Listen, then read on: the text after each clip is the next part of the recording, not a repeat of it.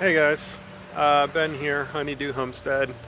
Um, it's weird. Today I have things to do, not particularly anything that interesting, but I figure I'd bring you along.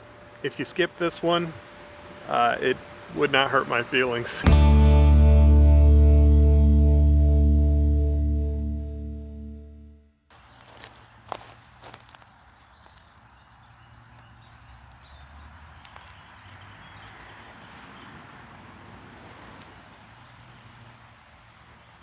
The beans are still just a little too short to reach the trellis, so I'm gonna let them keep growing, and then eventually those tendrils will find their way onto the trellis, but it might still be about another week or so. This, let me straighten you guys up. This action hoe, or whatever you want to call it, I like it, I do, but it's very aggressive. I only like to use it sort of as a last resort because you have to disturb a lot of the soil to really get this thing to be effective, because basically what you're trying to do is either dig up the entire root or sever the crown of the weed from its roots. And you have to kind of do it on a bright, hot day, because the idea is that once you sever it from the roots, you're lifting it up, you're putting it on the surface, and then you're letting the sun bake that weed. If you do this on a rainy day, there's a really good chance that that weed is just going to use all its energy to start putting roots back into the ground. Next thing you know, that same weed you just pulled up is back in action, right? But let me show you how I prefer to do it, even though it is a little bit more difficult sometimes. The real key here is that if you're growing in heavy organic matter like compost, these weeds kind of pull right up with no problem. And that's one thing, is try to grow in a loose medium if you can. You don't have to buy fancy compost or anything. You can tell, obviously, this is all homemade compost, and it's still pretty heavy with wood chips. But obviously it's growing just fine. And this might seem tedious to do this, to pull these weeds by hand, but you see how little I'm disturbing the soil? I can pull this weed and I don't have to rake this entire thing and just destroy the bed. I just kind of try to find it, grab it by the crown, and what's most important, give it a little whip.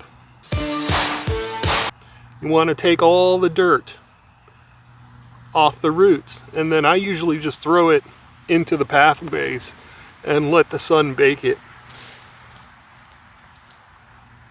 Don't forget to whip it. Whip it good!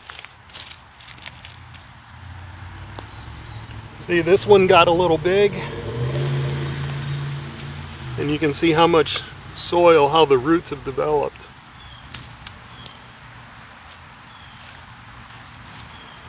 So the longer you wait, the more likely it is that you're going to have to use that action hoe. It is very bright out here, but it's the best time to pull weeds. I don't know, there's something nice about pulling weeds. It is kind of a pain. It's not something I would particularly enjoy doing all the time, but like most things, you do a little bit each day.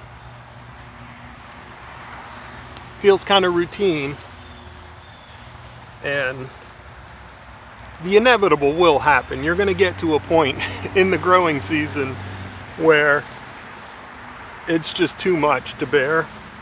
But if you do this slowly, early in the growing season,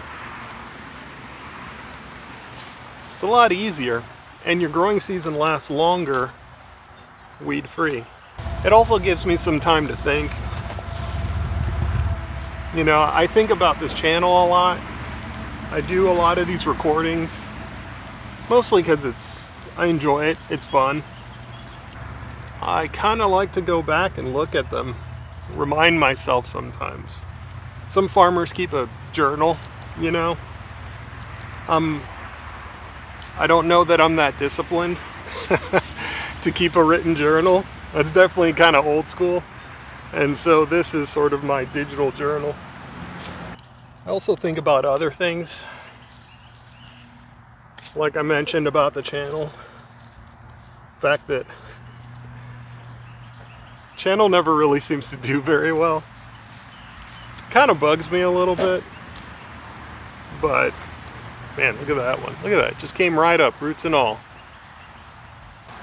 Bugs me a little bit that the channel doesn't do well, and so I do think about that a lot. Like what I could do to make it better. Make it maybe a little bit more successful. To be perfectly honest, I'm not sure. I see some channels that have like 3 videos posted and they have like 10,000 subscribers.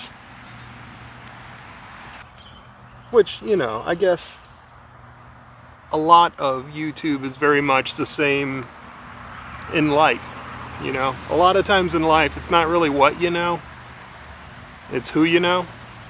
There's a lot of channels that just get name dropped by other successful channels, and then you become successful by association. I've seen some other channels, you know, channels that talk about how to be a successful channel, which always, I don't know. That one always struck me as a little weird. And a lot of the things they suggest, I don't know that I would want to do, honestly. If that's what it takes to be a successful channel, I don't know that I want to do that. And maybe that's part of the problem. You know, for example, one of them said, you have to post content that you don't necessarily care about, but you know that other people will care about. Which just sounds terrible. It sounds miserable, but I understand where they're coming from. I posted a video that got pretty popular, I would say almost by dumb luck, which was my my John Deere review when I did a first impressions of my riding mower. And it got a lot of views, and the reason why it got a lot of views is not because of me. It's because people were interested in that lawnmower. They were thinking about buying it or whatever. And that's what a lot of people do. They come to YouTube to look for product reviews or suggestions. They want someone to tell them this is an amazing product, you should go buy it. Random. I've had so many volunteer tomatoes this year. I've ripped out like a box of them. Anyways, so with a suggestion like that, I certainly could sort of change the focus of my channel. Oh, let me straighten you guys up a little bit. I could change the focus of my channel and just, you know, do unboxings and do product reviews and just keep going out there and buying stuff and trying stuff and then trying to contact product manufacturers to see if I can demo their products. That's just not my channel. That's not what I do. I'm out here. I'm just working and I'm bringing you guys along. But I get it. That's not what a lot of people like to see. Because to be perfectly honest, most people have already clicked off of this video. That's just the way it is. Like I mentioned earlier, a lot of people know what they want, but they don't know me. If I haven't mentioned it yet, I cannot stress the importance of getting as much organic material as possible into your growing beds. I mean, look at the depth of those roots.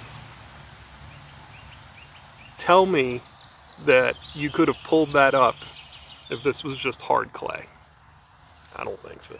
Anyways, that's all. That's all I wanted to say.